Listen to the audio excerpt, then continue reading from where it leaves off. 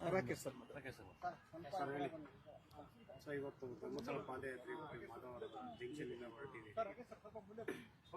ಇವತ್ತು ನಾವು ಏನು ಪಾದಯಾತ್ರೆ ಮಾಡ್ಕೊಂಡು ಶ್ರೀ ಮಂಜುನಾಥೇಶ್ವರ ಧರ್ಮಸ್ಥಳಕ್ಕೆ ಹೊರಟಿದ್ದೀವಿ. ಇದೆಲ್ಲದಕ್ಕೂ ಮೇನ್ ಸೂತ್ರಧಾರಿ ಮತ್ತೆ ಇದಕ್ಕೆ ಕಾರಣಕರ್ತರಾದಂತ ನಮ್ಮ ತನ್ವೀರಣ್ಣ ಅವರು ನಮಗೆ ಒಂದು ಪ್ರೇರಣಾದಾಯಕ ಒಂದು ಒಳ್ಳೆ ಒಂದು ಮಾರ್ಗ ತೋರಿಸಿದ್ದಾರೆ.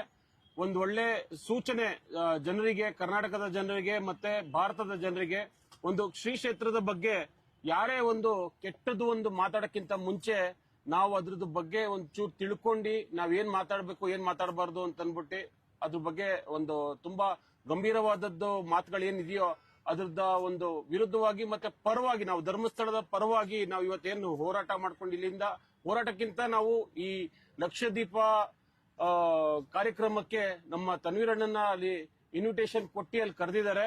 ನಾವು ಅದೇ ಒಂದು ಉದ್ದೇಶಕವಾಗಿ ನಾವು ಇಲ್ಲಿಂದ ನಡ್ಕೊಂಡು ಹೋಗ್ತಾ ಇದೀವಿ. ಇದೆಲ್ಲ ಯಾತ್ರೆಗೆ ನಮ್ಗೆಲ್ರಿಗೂ ನಿಮ್ಮೆಲ್ಲ ಸಹಕಾರ ಇರಬೇಕು ಅಂತ ವಿನಂತಿಸ್ತೀನಿ. ಧನ್ಯವಾದಗಳು. ಲಕ್ಷದೀಪ ಇರೋದು 18ನೇ ತಾರೀಕು. 18ನೇ ತಾರೀಕು ಲಕ್ಷದೀಪ ಇದೆ.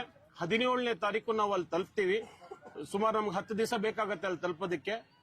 ಒಂದು ದಿನಕ್ಕೆ 30-35 ಕಿಲೋಮೀಟರ್, 20-25 ಕಿಲೋಮೀಟರ್ ಇಲ್ಲಿಂದ ನಡ್ಕೊಂಡು ಹೋಗ್ತೀವಿ. ಹೌದು ಹೌದು, ಚೀಫ್ ಗೆಸ್ಟ್ ಆಗಿ ನಮ್ಮ ಮುಖ್ಯ ಅತಿಥಿಯಾಗಿ ನಮ್ಮ ತನ್ವೀರಣ್ಣ ಅವರು ಇರ್ತಾರಲ್ಲಿ. ಆಗ ನಾವು ಎಲ್ಲರೂ ಅಲ್ಲೇ ಇರ್ತೀವಿ. ಇಲ್ಲಿಂದ ಸುಮಾರು ಇವಾಗ ನಾವು ಒಂದು 50-60 ಜನ ಹೊರಟಿದೀವಿ. ಹೋಗ್ತಾ ಹೋಗ್ತಾ ಜನಸಂಖ್ಯೆ ಜಾಸ್ತಿ ಆಗ್ತಾ ಇರುತ್ತೆ. ನಾವು ಅಲ್ಲಿ ತಲುಪೋಷ್ಟೊತ್ತಿಗೆ ಸುಮಾರು 1-1.5 ಸಾವಿರ ಜನ ಸೇರ್ಕೊಳ್ತೀವಿ. ಸರ್, ಇವತ್ತು ನೀವು ಪಾದಯಾತ್ರೆ ಹೋಗ್ತಿರೋದ್ರಿಂದ ಏನ್ ಜನಕ್ಕೆ ಸಂದೇಶ ಕೊಡ್ತೀವಿ?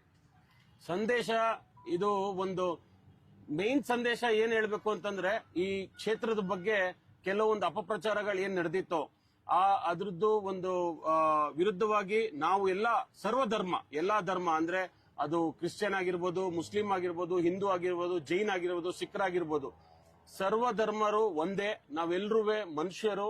ಈ ಮನುಷ್ಯತ್ವನ ಉಳಿಸೋದಕ್ಕೆ ನಮ್ಮ ಪೀಠಾಧೀಶರಾದಂತ ಶ್ರೀ ವೀರೇಂದ್ರ ಹೆಗ್ಡೆ ಅವರು ಏನು ಕಾರ್ಯಕ್ರಮಗಳು ಮಾಡ್ತಾ ಇದಾರೆ, ಅವ್ರು ಯಾವುದೇ ಇವತ್ತಿನವರೆಗೂ ಕಾರ್ಯಕ್ರಮ ಮಾಡ್ಬೇಕಾದ್ರೆ ಯಾವ ಧರ್ಮದ ಬಗ್ಗೆ ಏನು ನೋಡಿಲ್ಲ.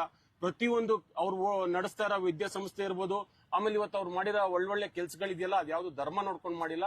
ಅವ್ರು ಒಂದು ಮಾನವೀಯತೆ ಅಂತ ನೋಡ್ಕೊಂಡು ಕೆಲಸ ಮಾಡಿದ್ದಾರೆ. ಅದಕ್ಕೆ ಒಂದು ನಮ್ಮೆಲ್ಲರದು ಯಾವತ್ತೂ ಅವ್ರಿಗೋಸ್ಕರ ಒಂದು ಸಲಾಂ ಇದ್ದೇ ಇರುತ್ತೆ.